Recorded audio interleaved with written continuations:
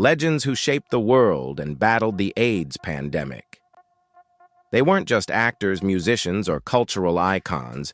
They were true legends who made a lasting impact with their incredible talent. But at the height of their fame and success, an invisible pandemic changed everything. During the 1980s and 1990s, AIDS tore through Hollywood, taking the lives of many young and talented stars. With fear and stigma running high, their stories were often kept in the dark. Still, their influence and legacy live on, continuing to inspire future generations. Do you know any LGBTQ+ friends or celebrities? If you do, type 1 in the comments. If not, type 0. Enjoy the video and don't forget to hit that like button and subscribe to support the channel.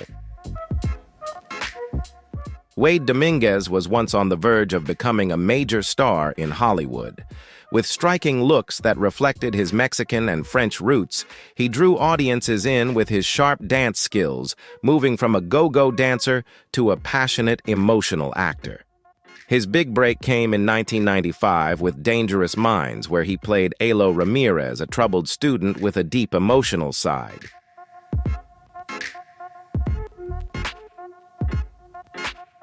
His genuine performances left a strong impact, showing he had the talent to stand alongside Hollywood's biggest names. He kept building his career with roles in City of Industry, The Taxman, and Shadow of Doubt, each part highlighting his versatility and potential. But behind the scenes, Wade was quietly fighting AIDS, choosing to keep his illness private so people would remember him for his talent, not his diagnosis.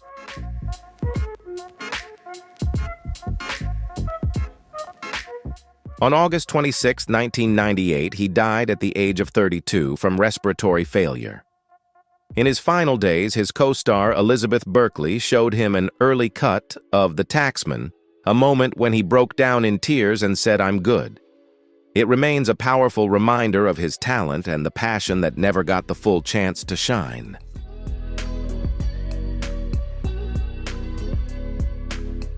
Freddie Mercury wasn't just a rock star, he was a force of nature on stage.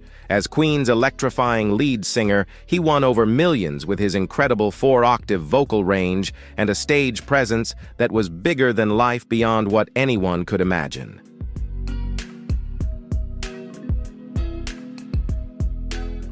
Born in Zanzibar as Farrokh Bulsara, Mercury's rise to fame was as remarkable as his music.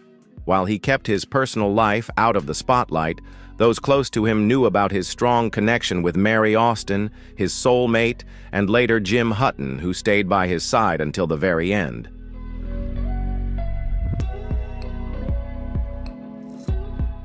After being diagnosed with HIV in 1987, Mercury chose to keep it private, continuing to make music and perform with the same fierce passion. Queen's final album carried quiet hints of his struggle with the disease. His last on-screen appearance in These Are the Days of Our Lives served as a heartfelt and emotional goodbye.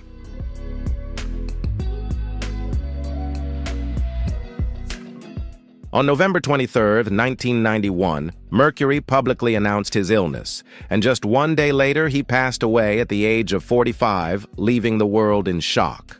His legacy in music and his brave battle live on through the Mercury Phoenix Trust, a charity committed to fighting AIDS around the globe.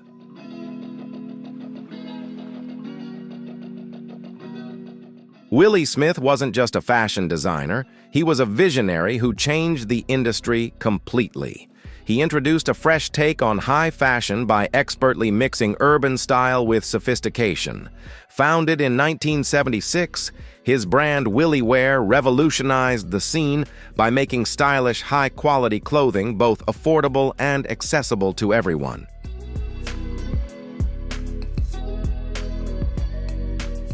His philosophy was straightforward but powerful.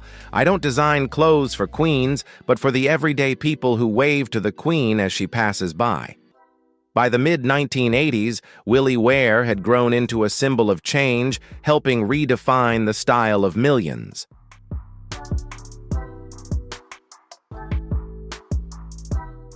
With yearly revenues topping $25 million, Willie Smith solidified his place in the fashion world as an unforgettable icon.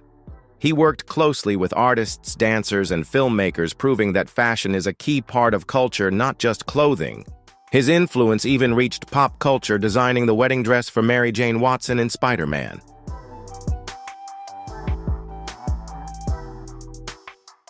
But at the height of his career, tragedy hit in 1986. He lost his business partner to AIDS-related cancer, and just months later, his own health started to fail. Willie Smith died on April 17, 1987, at age 39 from AIDS complications. His company kept his illness private out of respect for him. Though he left too soon, Smith's legacy lives on in today's streetwear, proving that fashion is about self-expression and inclusion.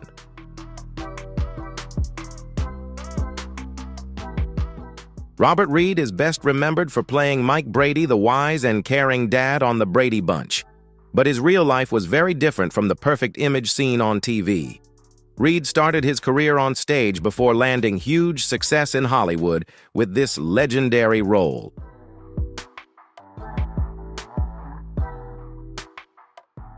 Reed wrestled with his gender identity for years. Even though he was married and had a daughter, he kept his sexual orientation secret, fearing it might hurt his career in an industry that wasn't accepting of LGBTQ+ people. A perfectionist, he often disagreed with the Brady Bunch producers over the script, but stayed deeply loyal to his co-stars.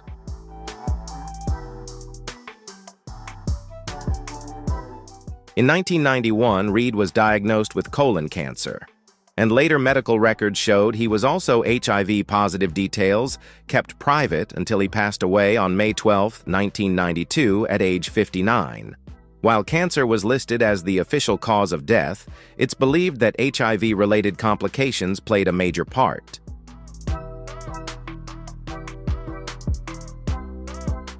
Denholm Elliott might not be a household name, but his face and talent are impossible to forget. He appeared in more than 125 films and TV shows, acting alongside some of Hollywood's biggest stars.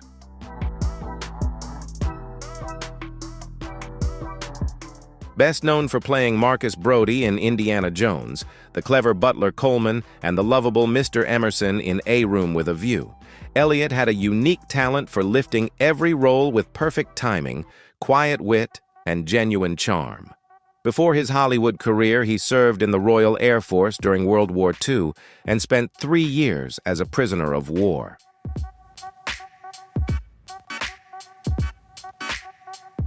He later found his passion for acting and quickly became one of England's most cherished supporting actors. Though he kept his personal life private, married twice, and raising 2 children, Elliott faced rejection from society because of his bisexuality. Diagnosed with HIV in 1987, he kept his illness private while continuing to work. Elliott passed away on October 6, 1992, at age 70, from AIDS-related tuberculosis. To honor his contributions and preserve his legendary legacy, BAFTA created an award in his name.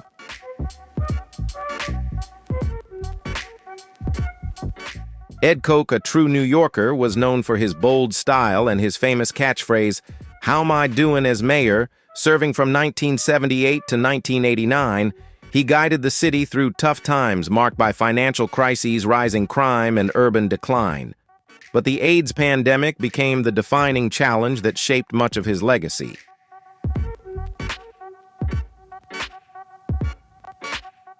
As the disease devastated New York's gay community in the 1980s, Koch was criticized for his slow response, with activist Larry Kramer even calling him cruel for the deaths of many gay people.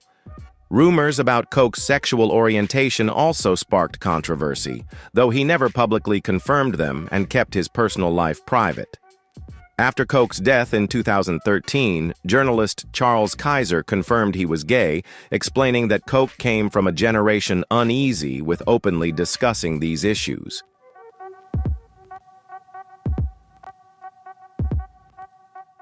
Despite the controversies, Koch made important strides, including banning workplace discrimination in New York and backing anti-discrimination laws in Congress. He died at 88, leaving behind a complex legacy as layered as the city he once led.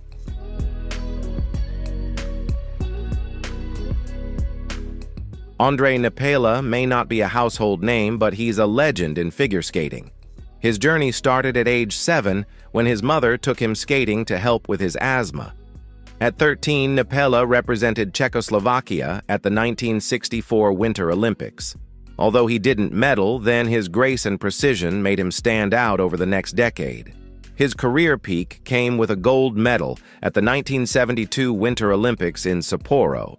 He also won 3 world championships and 5 European titles before retiring in 1973.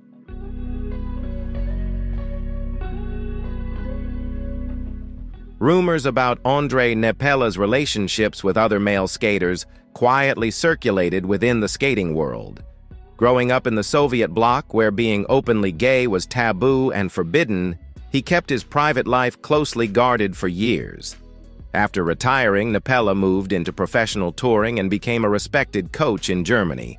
Tragically, he passed away in 1989 at age 38 from lymphoma, with some speculating it was linked to AIDS. Still, his grace and outstanding techniques stand as a testament to his talent and lasting dedication to figure skating.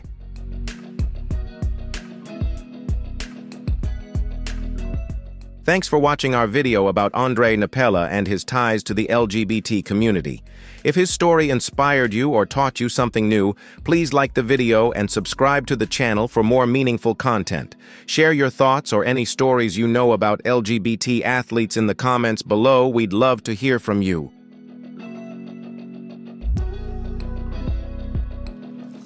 Roy Cohn gained fame as chief counsel to Senator Joseph McCarthy during the Red Scare, all by the age of 23.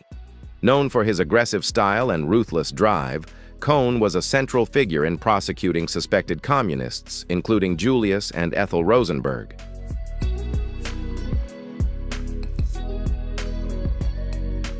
He was also a major player in the government's crackdown on LGBTQ+ individuals, seeing them as security risks. Rumors about his sexual orientation followed him throughout his life, including a close relationship with his assistant David Shine. Cohn denied being gay and built a high-profile legal career representing powerful clients like Donald Trump and Rupert Murdoch.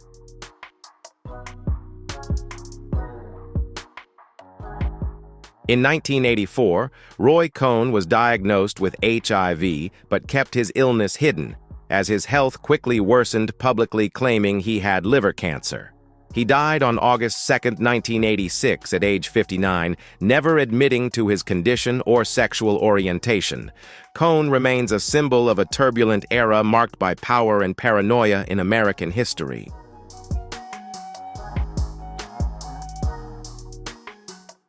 Brad Davis grew up in a troubled family, dealing with his father's alcoholism and his parents' divorce. Looking for a way out, he turned to acting and moved to New York to study at the American Academy of Dramatic Arts.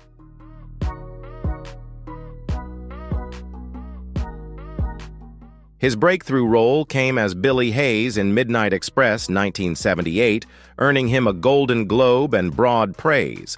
Davis was known for playing complex characters, including a sailor exploring his sexuality, which made him a gay icon. Though married with children, he was diagnosed with AIDS in 1985, but kept his illness private for 6 years out of fear of stigma.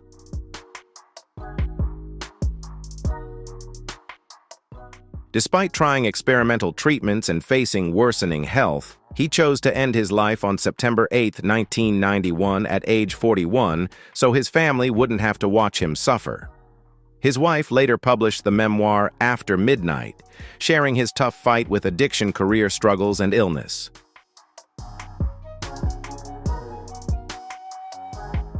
Rock Hudson was an icon of masculine charm and a beloved star in the 1950s, known for blockbuster films like Magnificent Obsession and Giant. With his unique appeal, he earned an Oscar nomination and became one of the biggest stars of his time. However, his private life was a heartbreaking secret, as he had to hide his homosexuality during an era when coming out could ruin a career. His struggle to live authentically became deeply connected to the AIDS epidemic, leaving a lasting impact on Hollywood history.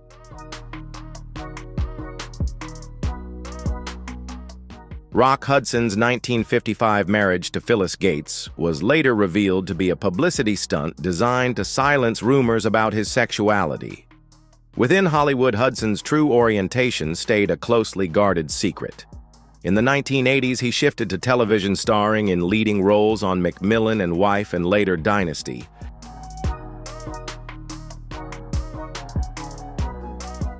However, his health started to decline in 1984 when he was diagnosed with AIDS, a disease that carried heavy stigma at the time.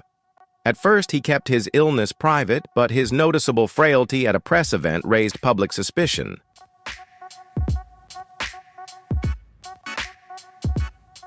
On July 25, 1985, Hudson became the first major celebrity to publicly announce he had AIDS. This revelation broke harmful myths and raised widespread awareness about the epidemic, putting AIDS in the public spotlight. He died on October 2, 1985, at age 59, but his influence lasted well beyond his life. Hudson's bravery changed how the world saw AIDS, pushing the entertainment industry and society to take the disease seriously.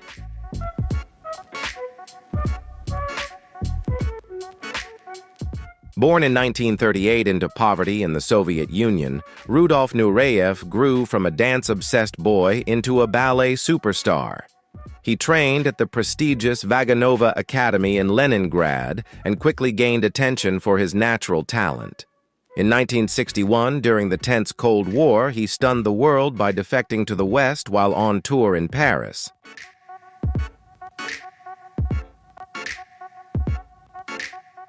Nureyev's career soared with iconic performances in classics like Romeo and Juliet and Swan Lake. He was more than an artist, he was a trailblazer, challenging traditional gender roles and pushing for stronger male parts. Though he kept his private life secret for years, he publicly came out in 1983 and became director of the Paris Opera Ballet. Even as his health declined from AIDS, he stayed passionately dedicated to his craft until the end. Rudolf Nureyev passed away in 1993, leaving a monumental legacy that forever changed ballet.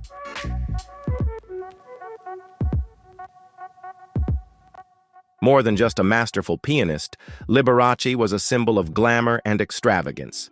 He turned classical music into pure entertainment, dazzling audiences with rhinestone-studded costumes and lavish shows featuring his signature candlelit piano. The nickname Mr. Showmanship perfectly captured his charm and one-of-a-kind appeal.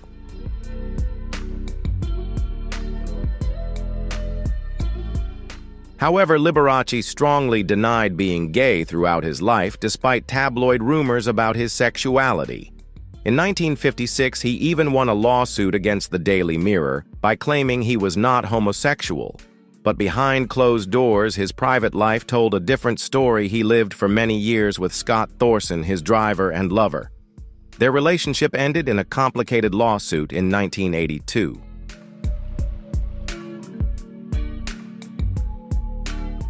When the AIDS epidemic hit, Liberace's health sharply declined, but he insisted he was just on a watermelon diet. His final show at Radio City Music Hall in 1986 marked the end of an era. He died on February 4, 1987, at his home in Palm Springs. Though first thought to be heart failure, the autopsy confirmed pneumonia related to AIDS as the cause. Still, Liberace's glamorous legacy and artistry live on.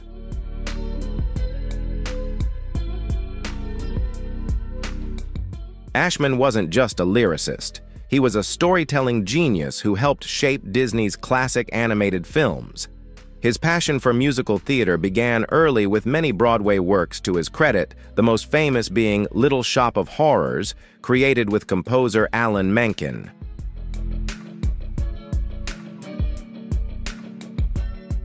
In 1986, Ashman joined forces with Menken for The Little Mermaid, breathing new life into Disney animation with timeless songs like Under the Sea and Part of Your World. He kept making his mark with Beauty and the Beast, winning an Oscar for his work.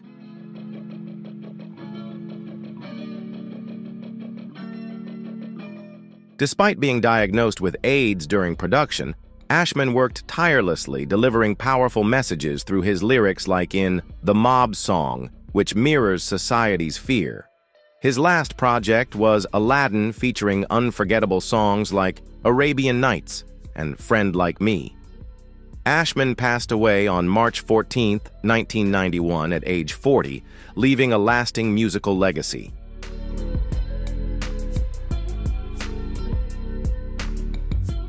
Pedro Zamora was more than a reality TV star. He was an inspiring pioneer. Immigrating to the U.S. at 8 and growing up in Miami, Zamora was open about his sexuality and gained strong support from the Cuban-American community. Diagnosed with HIV at 17, he didn't back down, but turned his illness into a mission to educate others about HIV, AIDS, and safe sex while fighting stigma.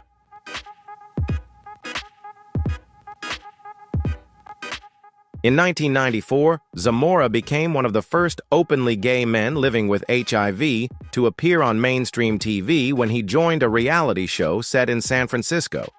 His presence brought LGBTQ+ and HIV/AIDS issues to millions across the U.S. One of the most memorable moments was his engagement ceremony with partner Sean Sasser, a groundbreaking portrayal of same-sex love during a time filled with stigma and limitations.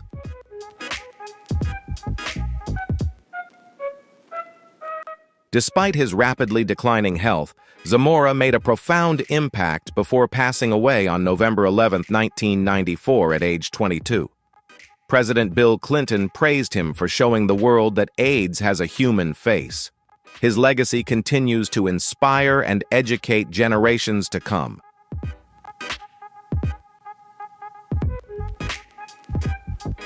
Through the Pedro Zamora Foundation, his mission lives on, inspiring new generations to educate, advocate, and fight the stigma around HIV/AIDS.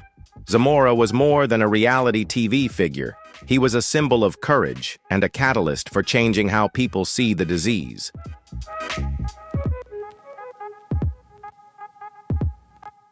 Steve Rubell was more than a nightclub owner. He was the creator of Studio 54, the iconic symbol of the disco era and extravagant nightlife.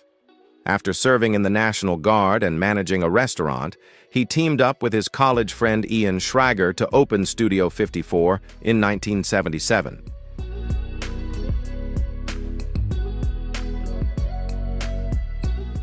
Studio 54 quickly became the hotspot of excess, where celebrities, artists, and everyday people mixed in a dazzling electric atmosphere. Rubell's famous door policy made the club the hottest place where icons like Andy Warhol, Liza Minnelli, and Mick Jagger all came together.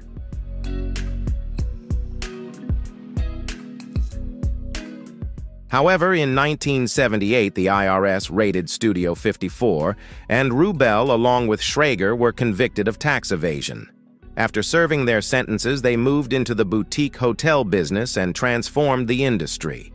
In 1985, Rubell was diagnosed with HIV, keeping his illness private while continuing to work until he passed away on July 25, 1989, at age 45. His legacy still defines the golden era of nightlife.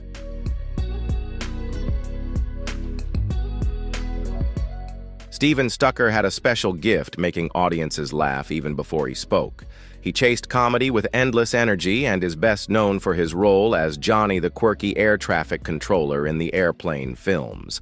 Stucker started his career on the San Francisco stage, quickly catching the eye of top directors like the Airplane producer's screenwriter Jim Abrahams and the Zucker brothers.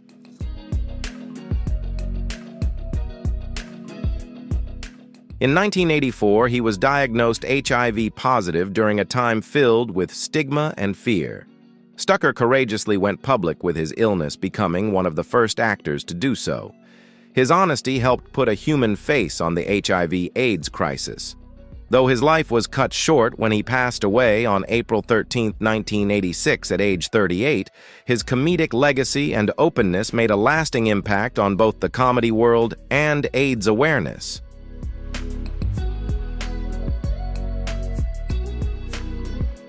Anthony Perkins was more than just Norman Bates in Psycho. He was a private and complex individual. The son of stage actor Osgood Perkins, Anthony started his career in theater before rising to Hollywood stardom. He earned an Oscar nomination for Friendly Persuasion and even scored a hit on the music charts with the song Moonlight Swim.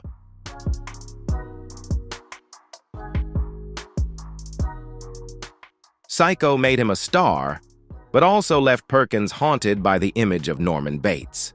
In his personal life, Perkins wrestled with his sexual orientation during an era when coming out as gay could destroy a career. He had a discreet relationship with actor Tab Hunter and participated in arranged dates to keep up appearances. In the 1970s, he underwent conversion therapy and later married photographer Barry Berenson, with whom he had 2 sons.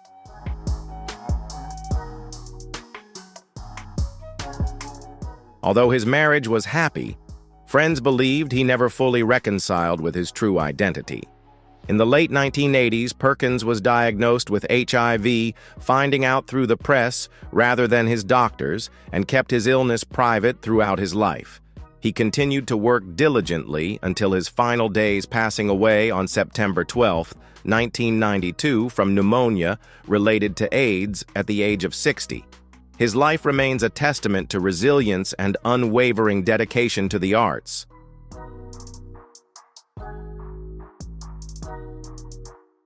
Joel Crothers was a familiar face to daytime TV audiences for over 2 decades, known for his natural charm and commanding presence.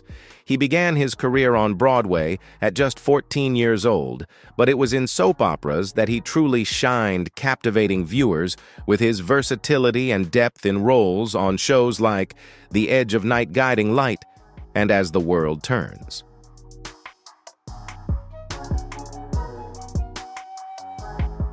Crothers appeared in numerous shows such as The Edge of Night Dark Shadows and Somerset, portraying a wide range of characters from romantic leads to cunning villains. Although he was openly gay among close friends, he never publicly discussed his sexual orientation, a reflection of the times when many actors chose privacy to protect their careers and personal lives.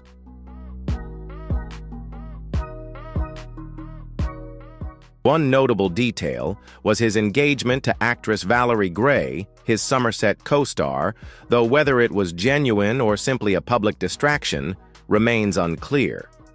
Crothers passed away in 1985 at the age of 44 from lymphoma related to AIDS. Though taken too soon, his legacy lives on through the memorable characters he brought to life, cherished by fans to this day.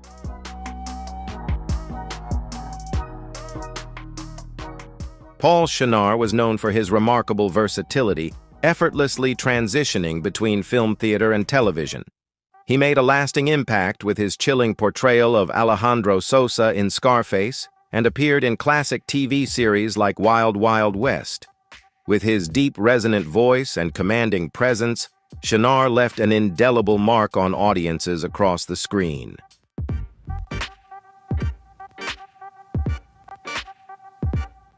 Shenar began his career in San Francisco as a founding member of the American Conservatory Theater, where he honed his craft and earned acclaim for his powerful performances. After moving to Hollywood, he quickly became a sought-after actor, equally adept at playing heroes and villains. Despite his rising fame, Shenar guarded his personal life closely, keeping it out of the public eye.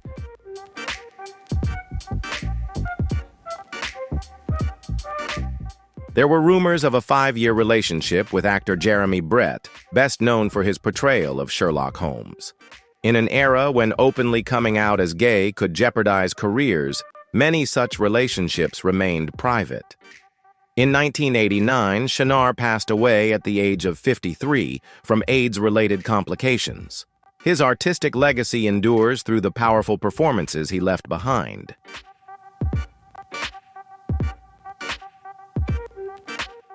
Thank you so much for watching this tribute to 20 gay Hollywood stars we lost to HIV/AIDS legends whose talents and lives left an unforgettable impact. Their stories remind us of the importance of awareness, compassion, and fighting stigma. If you found this video meaningful, please give it a thumbs up, share it with your friends, and subscribe for more powerful stories from the entertainment world. Don't forget to leave your thoughts and favorite stars in the comments below. Stay safe, stay informed, and see you in the next video. In a world of fame and fortune, some stories are filled with glamour and success, while others are tinged with sorrow and tragedy.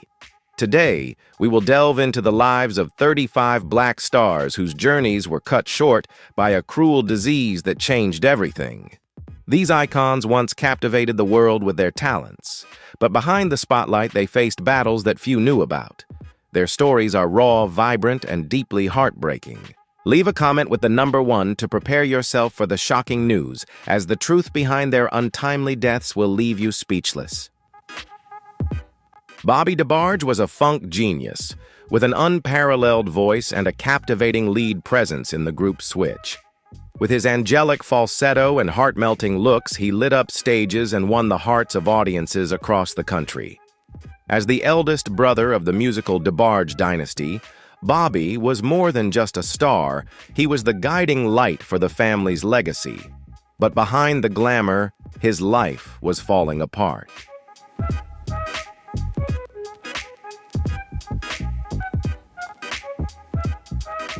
By 1981, at the peak of Switch's fame, Bobby fell into a downward spiral.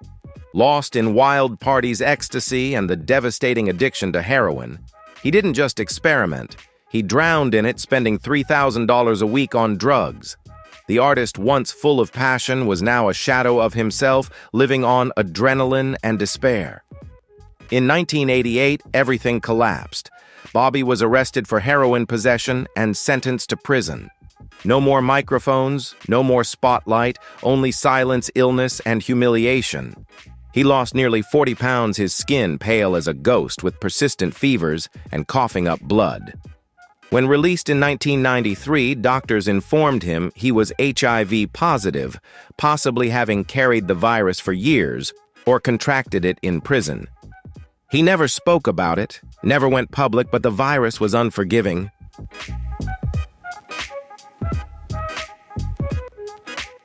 In 1994, Bobby was hospitalized for severe hepatitis. By 1995, his immune system had collapsed. CMV pneumonia ravaged his lungs. Each breath was a struggle. He coughed up blood and black fluid, needing oxygen day and night. Nurses changed his sweat-soaked bedsheets every few hours as his body withered away.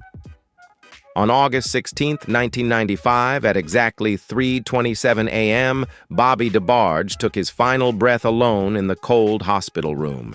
He weighed just 99 pounds. His hair had fallen out, and his skin was covered in sores from late-stage AIDS. There was no grand tribute, no farewell speeches, only silent tears from those who loved him. Bobby DeBarge left behind a haunting musical legacy, a tragedy, and the story of what could have been.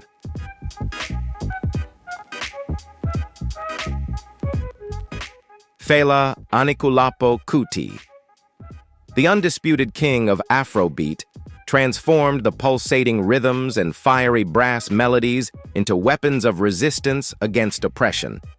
From the slums of Lagos to grand stages across Europe, he was more than just a musician. He was the voice of defiance, a tireless warrior for justice. His songs, laced with sharp political messages, shook corrupt regimes and sparked the spirit of resistance.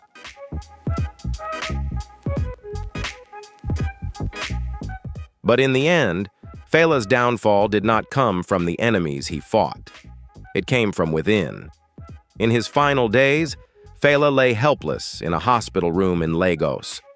The once mighty man who could make thousands erupt with passion was now just a skeleton, his body ravaged by illness.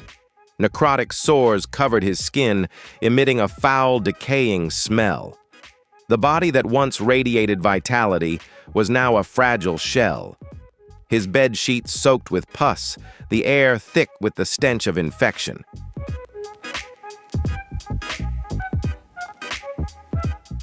The buzz of flies relentlessly circles the decaying wounds, yet it cannot drive them away.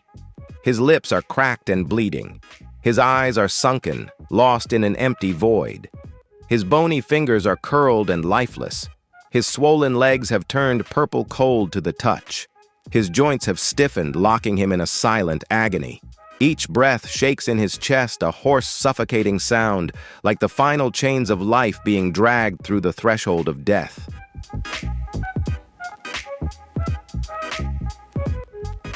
AIDS has taken everything away. His immune system has completely collapsed, plunging him into a coma. He no longer feels pain, but his body still trembles in weak, spasmodic fits, as if fighting a final hopeless battle. His lungs drowned in infection wheeze in a rhythm of failure. It was his reckless lifestyle, the 27 infamous wives, the endless affairs, and his contempt for modern medicine that brought him here. Even as the disease ravaged him, he refused Western treatment, clinging to herbal remedies and spiritual strength.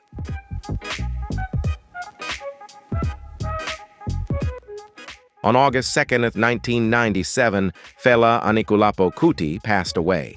His family concealed the truth, wrapping his death in vague explanations, as if to protect his legacy from the stigma of the disease that took him. But nothing can erase what he left behind. Fela, the flame that refused to be extinguished, ultimately burned out. Not by the hand of an enemy, but by his own indomitable pride. Yet his music still echoes through time. A hymn of resistance, a cry against oppression, a reminder that there was once a man who set the entire continent ablaze.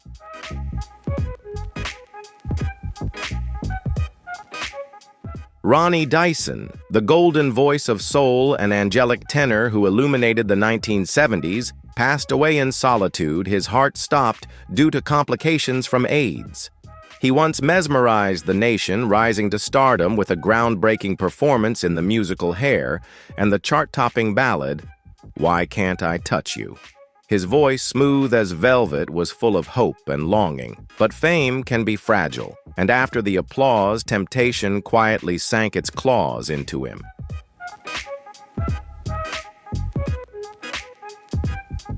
By 1983, the spotlight had faded. The phone stopped ringing. Recording contracts vanished. The stages that once greeted him with roaring crowds were now shrouded in darkness. Ronnie left New York for Philadelphia, hoping to escape the weight of fame. But instead, he sank deeper into isolation. His days passed in a small, dilapidated apartment in a rundown neighborhood, cold, forgotten, and gradually crumbling. Heroin became his escape. The needle dulled the pain of a world that had left him behind. Friends disappeared. Caution faded. And by the winter of 1985, a persistent blood-tinged cough emerged. The doctor delivered the brutal news: HIV with severe lung infection. He had no insurance, no savings, no family close enough to help. The once magnificent voice that had moved millions now only whispered in the dark.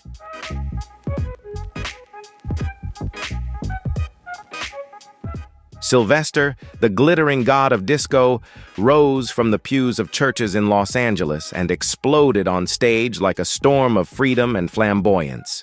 Born Sylvester James Jr., he didn't just sing, he soared. With his sharp falsetto that made the earth tremble and hearts melt, he transformed from a gospel-singing boy into a queer icon, shaking up the nightclubs of San Francisco with anthems like You Make Me Feel Mighty Real.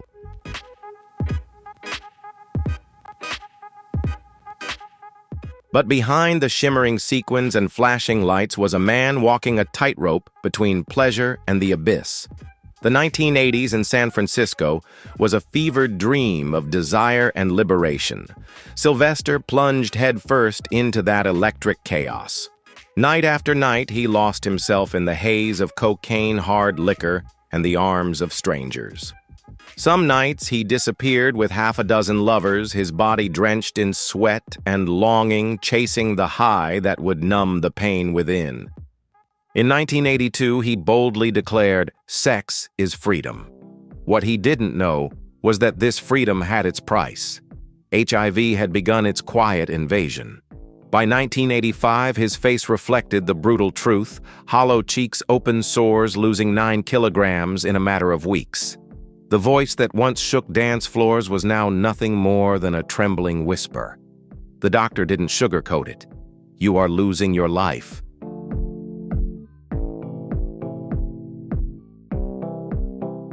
The collapse came swiftly.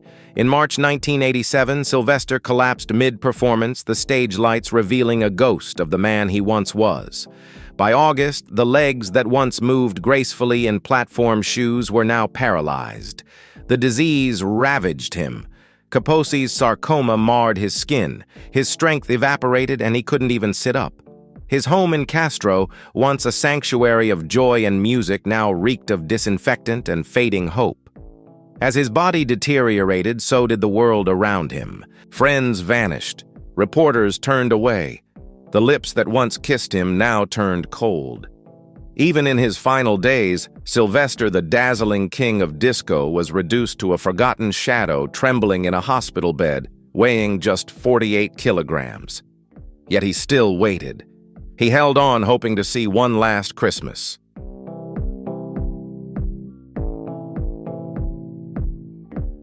On December 16, 1988, at exactly 4:10 a.m., his heart gave out.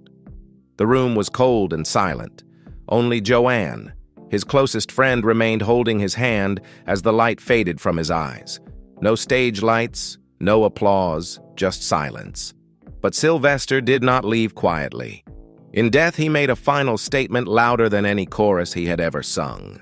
He left all his music royalties, millions of dollars, not to his family or fame-hungry friends, but to AIDS prevention organizations serving the black community. He had witnessed the devastation firsthand, how the world dismissed the crisis as just a gay issue. Sylvester died of AIDS, but he did not die in vain. He left a legacy that screamed through the silence, I have lived, I have loved, I matter, even if I die alone.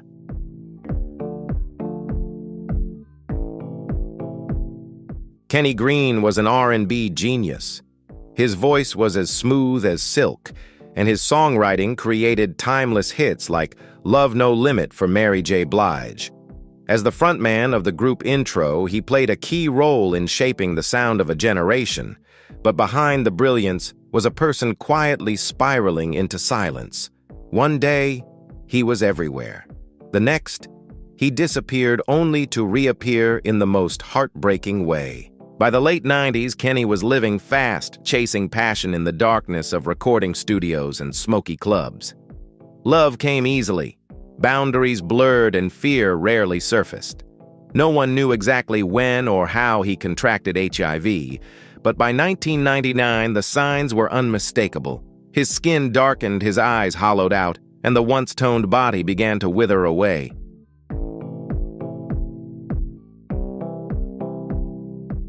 A blood test confirmed the unimaginable. His viral load exceeded $150,000, and his CD4 count dropped below 200.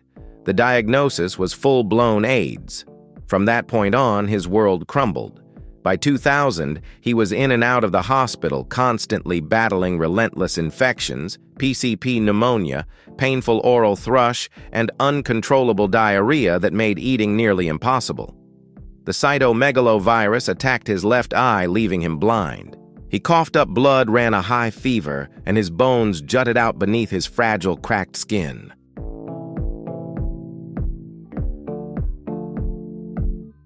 The microphone he once held so firmly now slipped from his grasp, along with the songs that were still trapped inside him. In his final months, the intensive care unit became his home. The only light he saw came from the machines and hospital lights.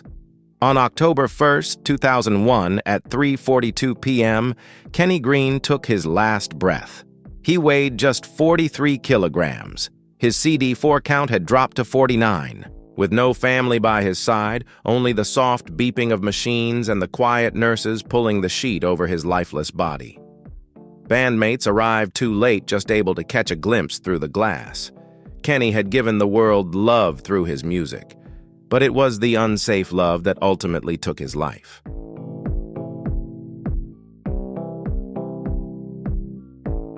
Roderick Pooh Clark was the heartbeat of 90s R&B. A handsome star with a sweet voice that melted hearts, best known for his hit, I Like the Way, The Kissing Game. He had it all: fame, talent, youth. But behind that radiant smile was a story that would turn into pure tragedy.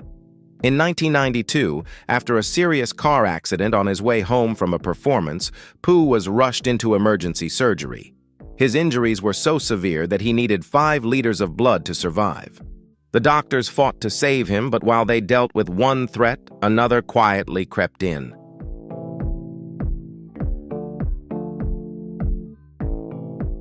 One of the blood transfusions was infected with HIV. The screening system at that time failed him. Pooh survived the car accident and continued to shine on stage, unaware that the virus was silently destroying his immune system from within. For years, he smiled on TV, sang for crowds, and lived as if he were invincible. But HIV quietly worked its way through the shadows. Then, in 1996, another cruel twist of fate. While driving through Texas on a rainy night, his car lost control and crashed into a guardrail. The accident left him with a broken neck, paralyzed from the chest down. From that moment on, Pooh was trapped in a wheelchair, dependent on a ventilator and feeding tubes. The artist who once lit up stadiums was now confined to silence in a hospital room where even the simple act of moving a finger was impossible.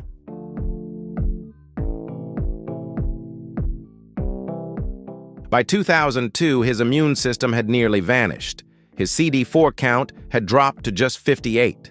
Then the final blow came. A deadly fungal infection invaded his lungs. His body burned with fever, struggling for each breath. On April 14th, at exactly 2:37 a.m., Roderick Pooh Clark took his last breath. The autopsy report stated pneumocystis jirovecii pneumonia, history of AIDS. He passed away at the age of 31, weighing less than 45 kilograms. The once vibrant body was now nothing more than skin and bones. A tragic chain of events, medical negligence, an unexpected accident, and a relentless virus had extinguished a brilliant life far too soon. What should have been a dream career became a heartbreaking cautionary tale, one that the world should never forget.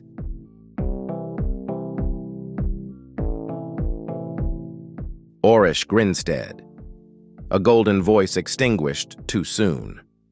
In a dimly lit hospital room in Las Vegas, the light of a star quietly faded.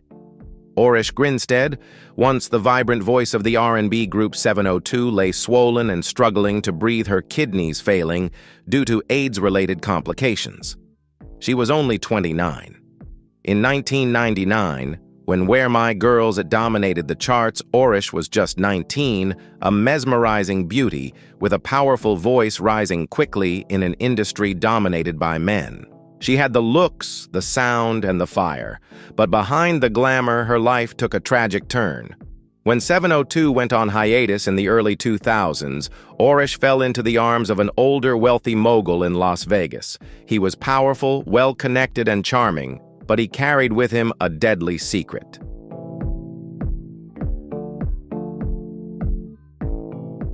For 3 years, Orish loved him blindly, without suspicion, without testing. HIV silently crept into her bloodstream without warning. No manager, no advisor, no one to tell her to be cautious. By 2006, her body began to deteriorate. Her nails turned gray. Her energy vanished. Sleepless nights stretched on for weeks. When the diagnosis came, it hit like a freight train: HIV infection, CD4 count below 200. Her immune system was collapsing.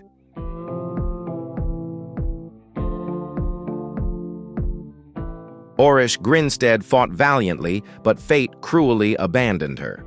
Without a record label, no performances, no health insurance, and life-saving antiretroviral medications beyond her reach, she was left to face the harsh reality alone. Her kidneys swelled to twice their size, dialysis became an excruciating ordeal, and both her body and spirit gradually weakened. Alone in her small Las Vegas apartment, she gazed at herself in the mirror, feeling as though she was fading away, forgotten by the industry and the fame she had once known. On the morning of April 20th, 2008, in the ICU, she passed away in pain and solitude. Orish's death was not just a personal tragedy, but a stark reminder of the silence and indifference of society towards those talented individuals in need of help.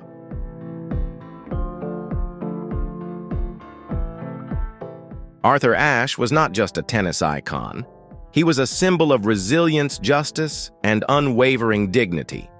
In 1975, he broke barriers by becoming the first African-American man to win Wimbledon, a victory that resonated far beyond the court in an era still haunted by racial injustice. But Ashe was more than an athlete. He was a scholar, a tireless activist, and a voice for the voiceless, spreading messages of strength and compassion to the world.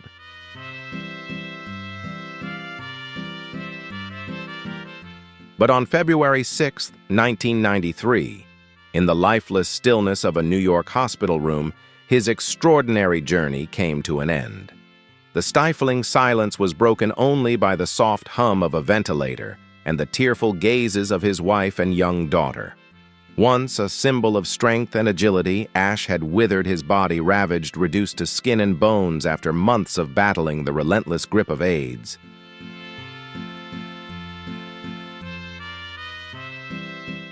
Each breath was a struggle, his cracked lips whispering defiance against the weight of a disease that had drained his life. His sunken eyes clouded by exhaustion, and pain slowly drifted into oblivion as the final moments approached. No one could imagine a man of such discipline and resilience falling to HIV. But fate was cruel. In 1983, during what seemed a routine heart surgery, Ashe unknowingly received HIV-infected blood through a transfusion, a mistake that sealed his destiny. When the brutal truth emerged, he chose silence not out of fear for himself, but to shield his family from the storm that would follow. For nearly a decade, he carried this secret. But in 1992, relentless media pressure forced him to reveal his diagnosis to the world.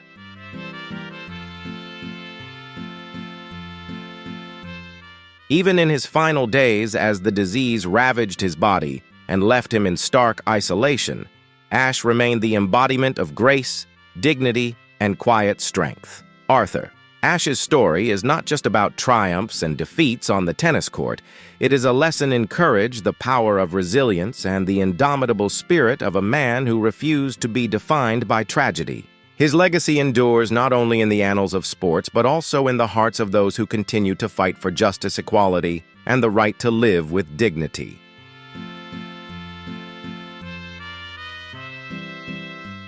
Alvin Ailey was a visionary choreographer, a pioneer who brought Black contemporary dance to the global stage.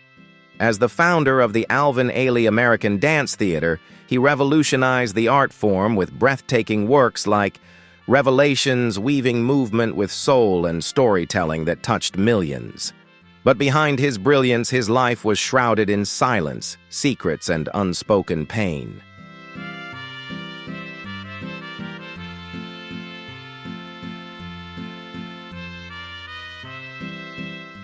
In late November 1989, Ailey was admitted to Lenox Hill Hospital in New York. The man who once infused every movement with vitality and spirit now lay still, his body ravaged by illness. AIDS had stolen the energy that made him a force of nature.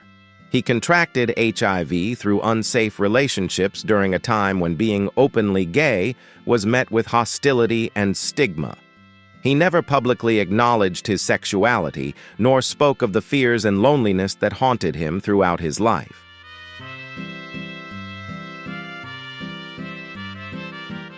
As the days passed, he slipped into a deep coma, reliant on cold machines to sustain him. Each organ began to fail. His skin grew dry and ashen, the once powerful body now unrecognizably frail. Each breath was a fragile thread to life, a whisper of existence slowly fading. Knowing what awaited, Ailey made a final request before he passed. He asked his doctor to list leukemia as the cause of death, fearing the stigma of AIDS would overshadow his legacy.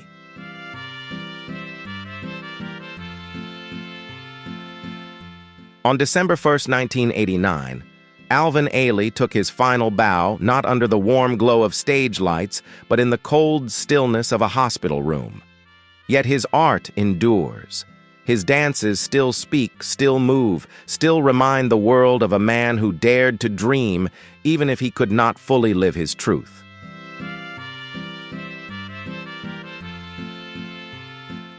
Tragic stories of 35 black celebrities who died of AIDS.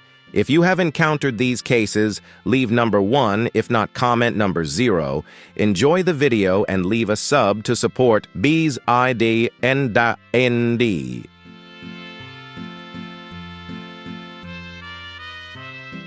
Willie Smith was not just a designer, he was a revolution. In the 1980s, Willie Smith transformed street fashion, blending high-end style with hip-hop and R&B culture. His brand Willie Wear became an icon beloved by both artists and everyday dreamers. But when his star was shining the brightest, a cruel twist of fate struck him down. On April 17, 1987, the world was shaken. Willie Smith passed away suddenly at the age of 39. At the time, no cause was revealed. But behind the silence was a quiet battle. He fought alone. Willie had accidentally contracted HIV during a trip to India when he stepped on a discarded syringe. Many years later, the virus returned with devastating effects. His body began to deteriorate. He withered silently, battling weight loss, persistent coughing, and increasing weakness.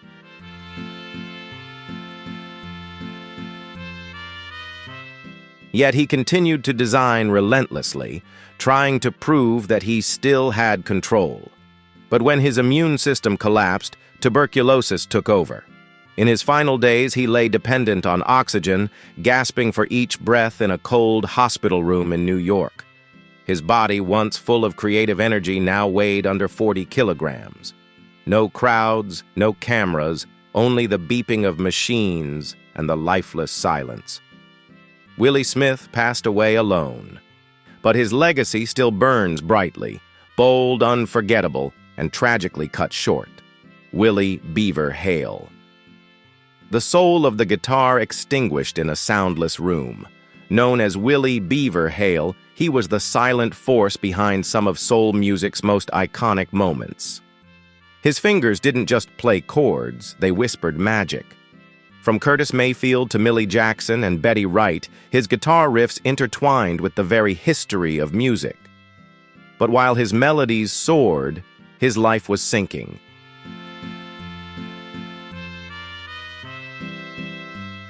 Michael Peters was the visionary behind some of the most iconic dance moves in popular culture, most notably the explosive choreography in Michael Jackson's Thriller. His art defined the 1980s, shaping the golden era of music videos and revolutionizing dance on screen. But just as his creative flame burned the brightest, a silent, relentless enemy dragged him into the shadows.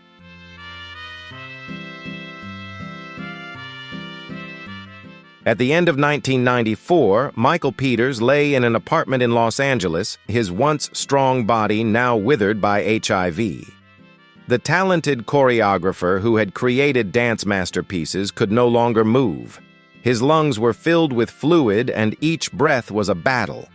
His hands, once full of life on stage, now trembled helpless. Despite keeping his illness a secret, he couldn't hide it as his condition worsened.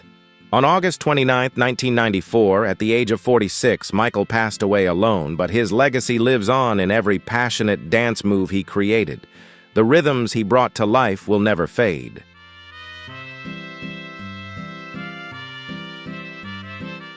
Howard Rollins Jr., the Oscar-nominated star known for his captivating performance in Ragtime, once enchanted audiences with his raw emotion and undeniable talent.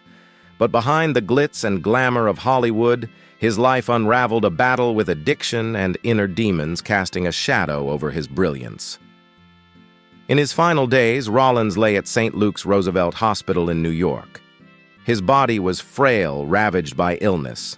His once radiant skin now pale like a ghost, bruised and damaged by a weakened immune system. AIDS had stripped away his defenses, leaving pneumonia to steal the last of his strength.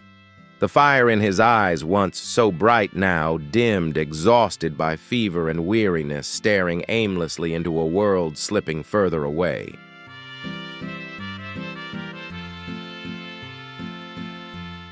But the cruelest fate of all was that the man who once breathed life into unforgettable characters could no longer remember his own lines. His powerful voice, once commanding, was now reduced to broken, fragmented whispers. A performer who once owned the stage had been plunged into darkness long before his time came. On December 8, 1996, Howard Rollins Jr. took his final breath in a cold, lonely hospital room. The triumphs of the past, once celebrated, faded into oblivion. From a rising star to a tragic note in Hollywood's archives, his story remains a haunting reminder of how quickly the spotlight can fade.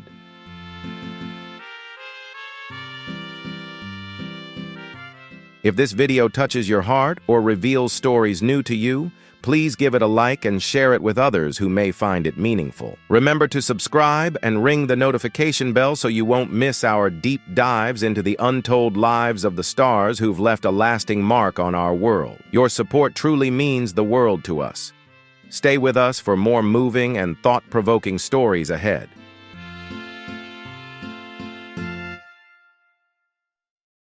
Hey everyone! Hollywood is often seen as a world of glamour, fame, and fortune. But behind the red carpets and flashing lights lies a much darker side. The pressure of constant attention can lead celebrities down paths that change their lives forever.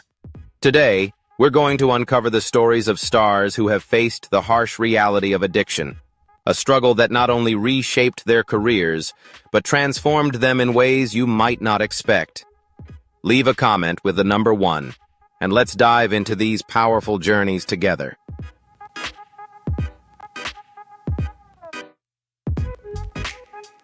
An actor I'd like to mention here, who was once devastated by drugs but later became one of the highest-paid actors in Hollywood, is Robert Downey Jr. His name has had a profound impact in Hollywood, especially after his transformation into Iron Man, one of Marvel's most beloved characters. However, before this fame, he went through a tumultuous journey that nearly ruined his career.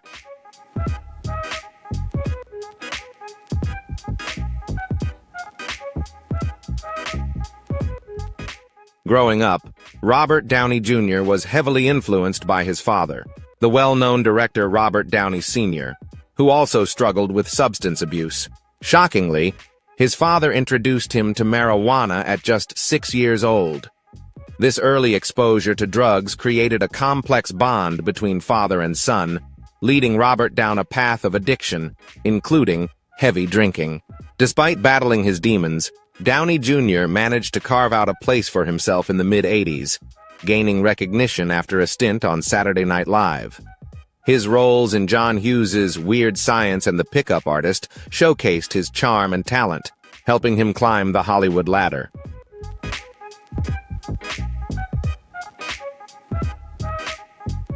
However, his addiction soon began to significantly impact his life. One of the most troubling incidents occurred when a drunken Robert wandered into a neighbor's house and passed out on their bed. After repeatedly failing court-ordered drug tests, he was sentenced to 3 years in prison in 1999, ultimately serving 1 year in a rehab facility in California in 2001. While on probation, he was found barefoot and incoherent in Culver City, leading to another arrest on suspicion of drug use. This incident cost him major roles, including a part in the TV show Ally McBeal and other projects. However, instead of prison time, the judge opted for rehab, supported by his wife, Susan Downey, who gave him an ultimatum.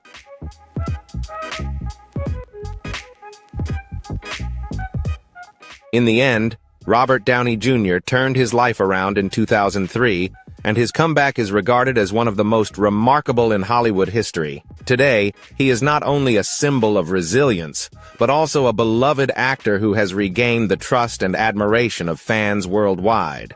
You know, not everyone can make such an incredible comeback as he did. If you like Robert Downey Jr., comment with the number 1. If you don't, leave a 0.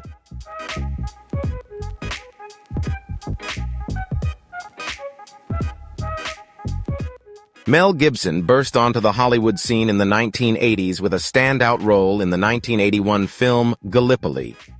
Over 2 decades, he built a reputation as a powerful actor, reaching the peak of his career. However, a wave of negative publicity and personal controversies began to overshadow his once brilliant reputation.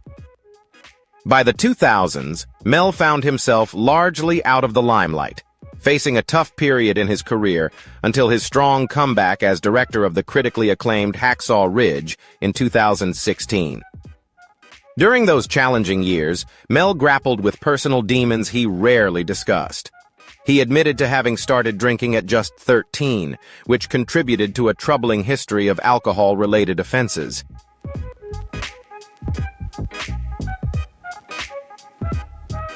In 1984, Mel Gibson was banned from driving in Canada for 3 months following a drunk driving incident, and by 2006, he faced a DUI charge, resulting in 3 years of probation. Despite these challenges, many in Hollywood were surprised by Mel's ability to maintain professionalism on set. His reputation for punctuality and dedication remained intact, even as he revealed that he often started his mornings with 5 pints of beer. "Alcoholism is an issue my family has struggled with," Mel said. "It's something I know well."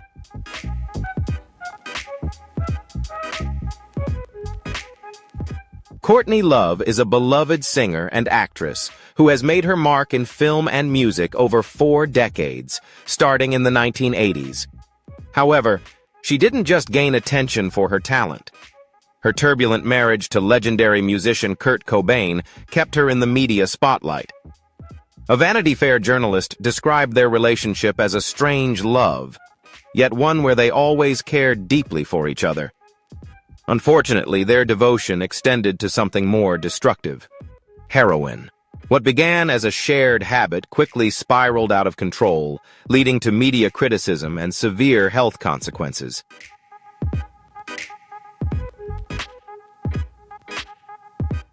The situation worsened when Courtney Love became pregnant, forcing her to quit drugs entirely for the sake of the child. This posed a significant challenge for their relationship, and media allegations that Courtney was still using drugs during her pregnancy only fueled the controversy.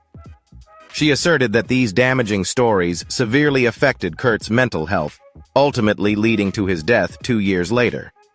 Since then, Courtney has committed to sobriety, claiming she has managed her addiction well despite multiple rehab stints and a few probation violations. While she remains confident that her days of substance abuse are behind her, a brief relapse in 2018 has led some to question the truth of that claim. Only time will tell if she can fully leave her past behind.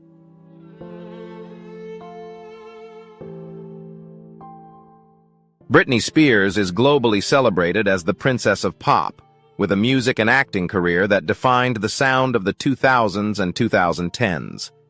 However, her journey hasn't been solely about chart-topping hits. It has also included a highly publicized legal battle to break free from her conservatorship, which she successfully achieved in 2021. Despite remaining incredibly popular and wealthy, Britney's life has not been all lights and glamour. She has faced numerous personal challenges that have shaped her story beyond the spotlight.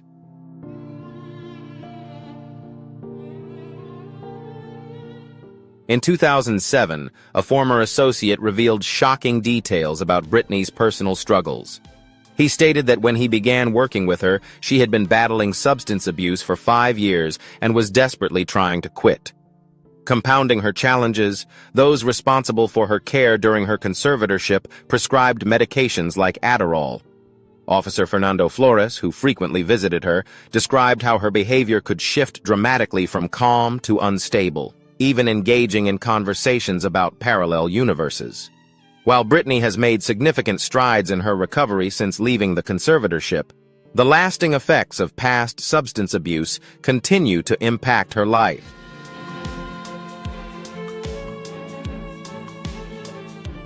DMX was one of the world's most famous rappers and actors. His explosive hits like Where the Hood At and X Gon Give It To Ya rocked the music world and continue to resonate with fans today. Although DMX had the potential to become a lasting rap legend, his personal struggles soon overshadowed his career. With a long history of legal issues, DMX battled a far more significant fight with drug addiction, specifically crack cocaine. He revealed that he was introduced to the drug at just 14, and from that point on, his life spiraled out of control.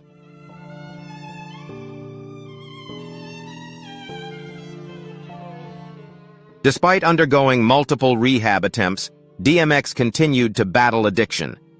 He vowed to stay clean, particularly after becoming a father, but unfortunately, a relapse led to a heartbreaking tragedy.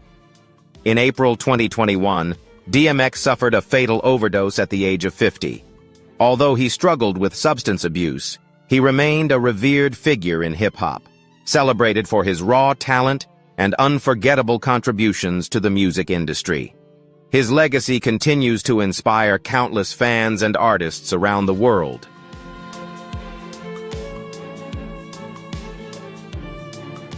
Bruno Mars, the talented producer, singer, and songwriter, captivated global audiences with hits like Uptown Funk and heartfelt ballads like Just the Way You Are.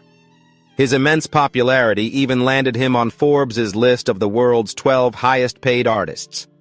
However, despite his incredible success, Mars faced a major setback in 2010 when he was arrested for cocaine possession at the Hard Rock Casino in Las Vegas.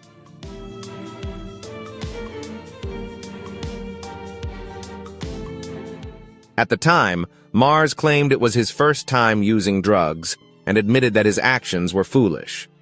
To avoid more serious consequences, he agreed to a plea deal that required him to stay out of trouble for a year. He paid a $2,000 fine and completed 200 hours of community service, allowing the charges to be dismissed and enabling him to move forward after the incident. In a later interview, Mars admitted he hadn't been entirely truthful about his past drug use, attributing the event to youthful mistakes and the influence of alcohol. This experience became a learning moment for the star, allowing him to refocus on his music career.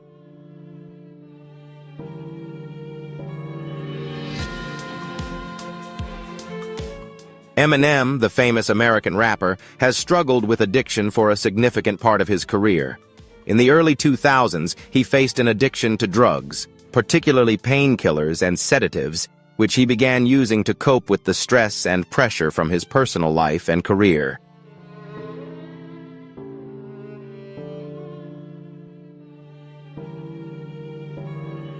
Eminem was hospitalized due to a drug overdose, and in 2007, he publicly acknowledged his battle with addiction.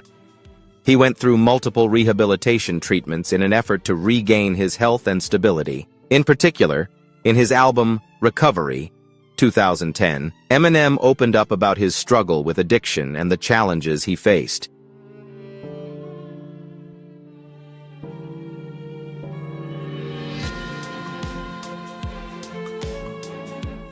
During this time, he also dealt with mental and emotional issues, but he succeeded in overcoming his addiction and returned to his music career. Eminem has shared that after quitting drugs, he felt like he was born again, using music as a way to heal and reconnect with his fans.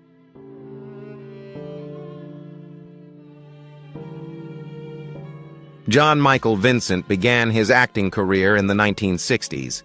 But it was in the 1980s that he truly rose to fame with his starring role in the series Airwolf. He became a household name, earning up to $200,000 per episode. However, behind the scenes, Jan faced significant personal struggles that complicated his career. During his time on Airwolf, he admitted to battling drug abuse and claimed he was actively seeking help. Unfortunately, this was only the beginning of his troubles. Jan was arrested 3 times for illegal drug possession and faced criminal charges for assault stemming from incidents involving his ex-wife. His violent behavior led to further legal issues, including multiple bar fights.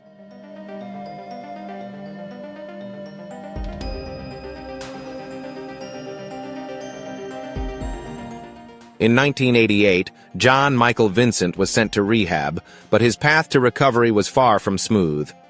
Throughout the 1990s, he was involved in 3 serious car accidents, one of which nearly claimed his life, while another resulted in surgery that permanently damaged his voice.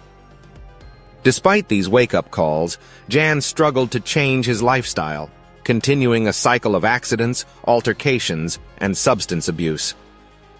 His troubled life came to an end in February 2019 when he passed away at the age of 74.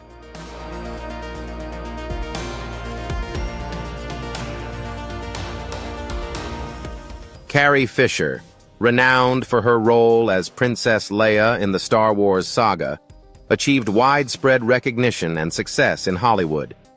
Yet behind her iconic portrayal, Carrie faced personal struggles that many were unaware of.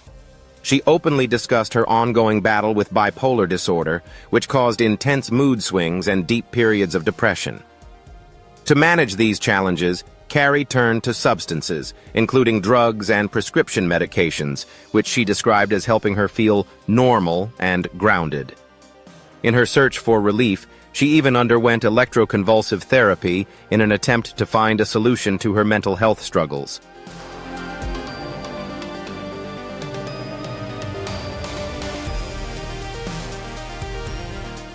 Despite her struggles with substance abuse and unconventional treatments, Carrie Fisher's acting career continued to thrive, though these challenges took a significant toll on both her physical and mental health. She dealt with various health issues, including sleep apnea and atherosclerosis, which ultimately played a role in her untimely death in December 2016 at the age of 60. Her daughter, Billie Lourd, poignantly reflected on her mother's struggles, saying, "My mom battled addiction and mental health issues her entire life. Ultimately, she died of it."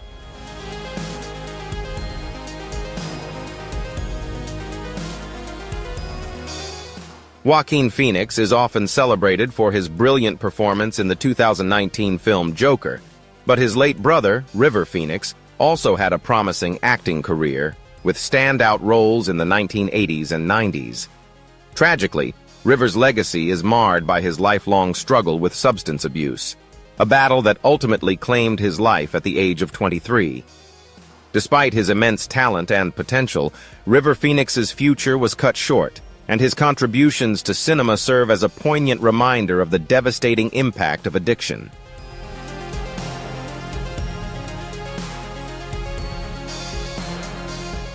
In June 1989, Joaquin Phoenix's relationship with actress Martha Plimpton ended when she discovered his drug use. Following their breakup, River Phoenix tried to conceal his addiction, afraid it would ruin his career. Tragically, he hid it so well that most of those around him were unaware of his struggle. With no one intervening or urging him to seek help, River's addiction spiraled out of control. In October 1993, he suffered a fatal drug overdose, leading to his untimely death at just 23 years old.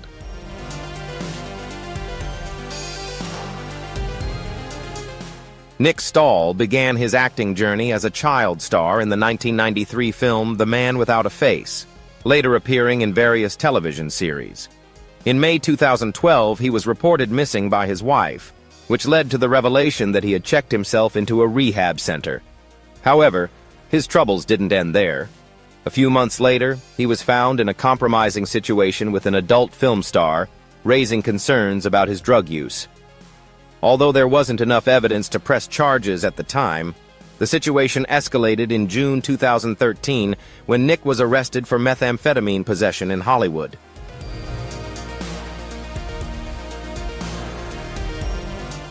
Reflecting on his struggles, Nick admitted in an interview, "I didn't discriminate.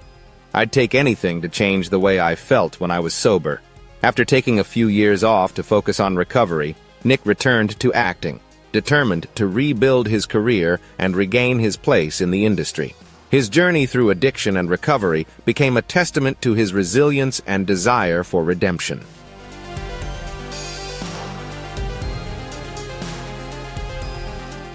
Zac Efron, best known for his breakthrough role in High School Musical, faced his own battles with alcohol and drug abuse. Reports revealed that Efron's party lifestyle involved cocaine use, experimenting with MDMA, and engaging in days-long binges without sleep. In 2013, the actor took a significant step toward recovery by checking into rehab to address his struggles with both alcohol and cocaine. Alongside rehab, Efron joined Alcoholics Anonymous and began therapy to confront deeper emotional issues. He has been open about his ongoing battle with addiction, acknowledging it as a continuous struggle.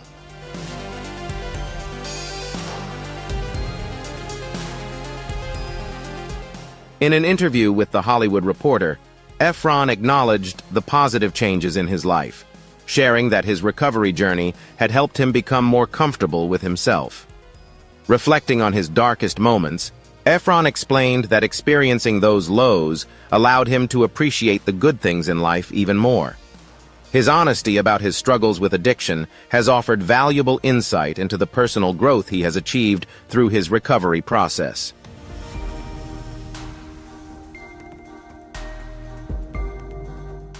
Brittany Murphy, known for her roles in Clueless and Freeway, tragically passed away in 2009 at the age of 32.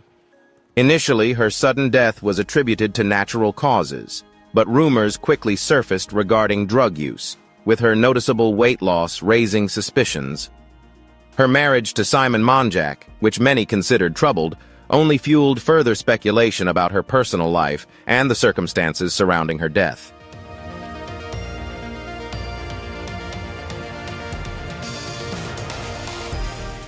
The mystery deepened when Simon Monjack died under similar circumstances just 5 months later. This double tragedy attracted even more attention, particularly after a coroner's report revealed multiple medications on Murphy's bedside table, concluding that her death was due to an overdose. Friends later shared that Murphy had become dependent on painkillers following cosmetic surgeries, a path many individuals struggle with. While debate continues over the exact circumstances of her passing, it is clear that addiction played a significant role in the loss of this talented actress.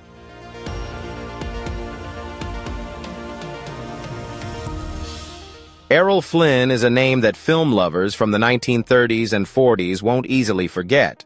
Known for his iconic performances in movies like The Adventures of Robin Hood and Captain Blood, he became a symbol of charm and romance on screen.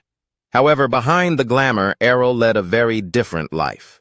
Early in his career, he earned a notorious reputation for his drinking, smoking, and drug use. His indulgence in various substances was only matched by his secret affairs with young actresses at lavish parties. This relentless pursuit of pleasure eventually took a toll on him, as he faced accusations from 2 women who claimed he had assaulted them.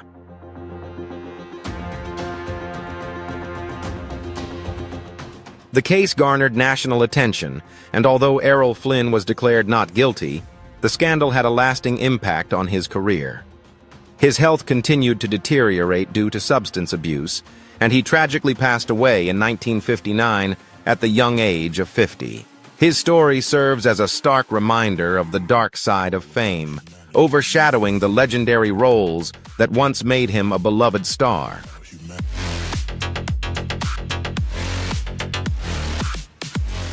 Charlie Sheen became famous for his iconic role in the hit TV show 2.5 Men, which brought him widespread fame, numerous awards, and millions of dollars. While fans adored him worldwide, newfound wealth didn't always lead to the best decisions.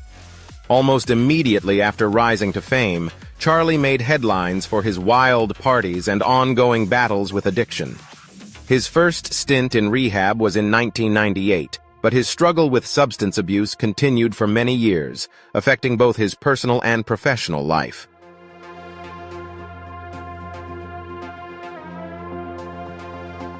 In December 2009, things took a turn for the worse when Charlie Sheen was charged with assault after an alleged incident with his wife. Although he entered rehab again, by October 2010, he was back in the spotlight, but not for positive reasons. 5 years later, Charlie publicly revealed that he was HIV positive, a disclosure that, while damaging to his reputation, helped raise awareness of the disease. Since then, he has remained a controversial figure, known for wild parties and shocking scandals. During a 2011 celebration event, comedians couldn't resist poking fun at his wild lifestyle and troubled personal life. Whether Charlie can overcome this turbulent period remains entirely up to him.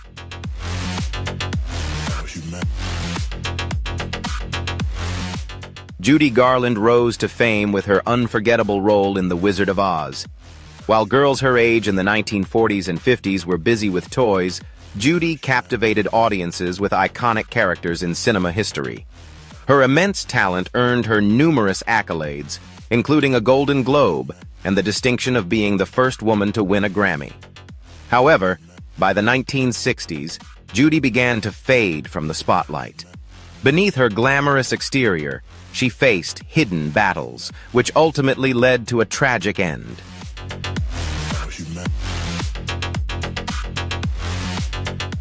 Fame, once a blessing, became a double-edged sword as relentless scrutiny took a heavy toll on Judy Garland's self-image and mental health. Film directors frequently criticized her appearance, and this constant criticism weighed heavily on the young star. In search of comfort, Judy turned to drugs, a choice that spiraled into substance abuse, further complicating her already troubled life. By the late 1950s and early 60s, her addiction not only threatened her career but also plunged her into mounting debt.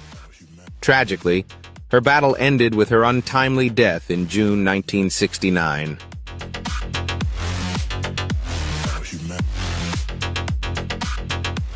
Magic Fashik, widely known as the Rainmaker, was a renowned Nigerian musician and actor who rose to prominence in the 1980s and 90s.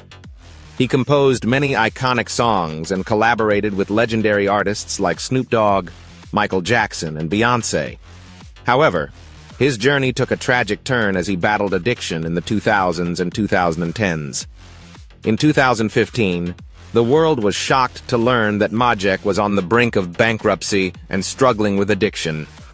Disturbing images of him circulated in the media, showing his frail and aged appearance, highlighting the toll his health issues had taken on him.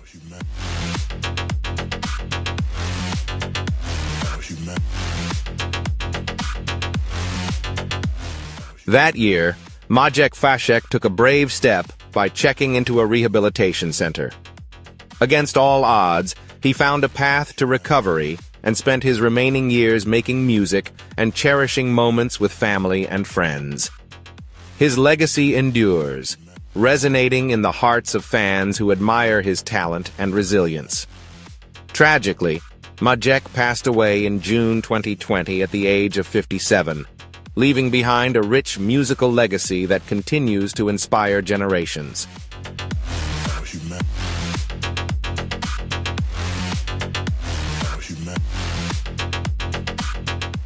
Whitney Houston, known as The Voice, earned the title due to her incredible talent and unmatched beauty, becoming one of the most celebrated singers and actresses in American music history. With over 200 million records sold worldwide, her influence is undeniable. However, behind the captivating melodies and powerful performances, there was a darker side to her story. Whitney had long been suspected of struggling with drug addiction, and she bravely opened up about her battles in a 2009 interview with Oprah Winfrey. In that candid conversation, she admitted to using marijuana and harder substances, revealing the emotional pain behind her choices. When it gets to the point where you're sitting at home trying to hide what you don't want others to see, it's painful.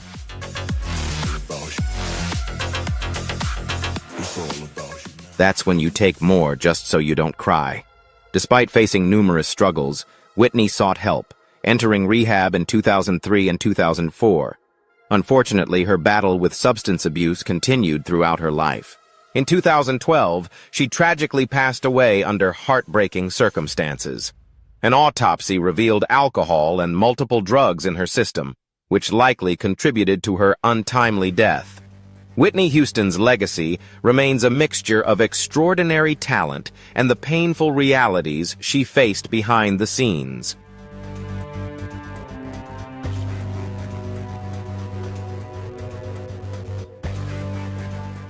Lindsay Lohan rose to fame in Hollywood during the 1990s and early 2000s only to see her career slip away quickly due to a wild party lifestyle and reckless decisions. After standout performances in The Parent Trap and Freaky Friday, producers were eager to cast her in films. However, that enthusiasm soon faded as reports of her late-night partying surfaced. Directors became increasingly frustrated with her habit of arriving late or completely missing shoots due to exhaustion, leading to a decline in her career.